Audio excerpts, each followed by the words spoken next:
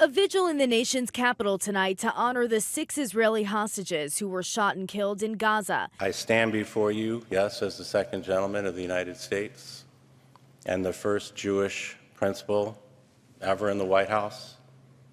But in this moment, I'm here as a fellow congregant, a fellow mourner, and as a Jew who feels connected to all of you.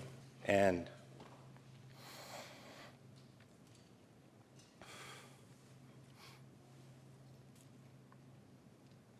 at this moment, in light of the re-traumatizing of the tragedy of the weekend, speaking here, even though it's so hard to do, this is a way that I can use that voice.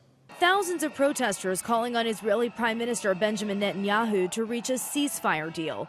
Netanyahu remaining defiant, asking the families of the killed hostages for forgiveness, but adamant that Israel will not be making additional concessions in the ceasefire negotiations with Hamas.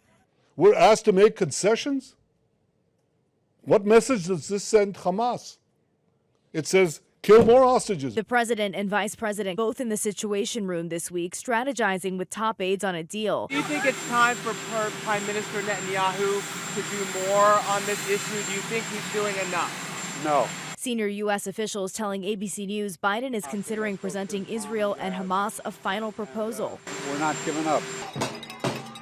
At Columbia University, hundreds of pro-Palestine demonstrators taking to the streets on the first day of classes. I can't just watch and say nothing.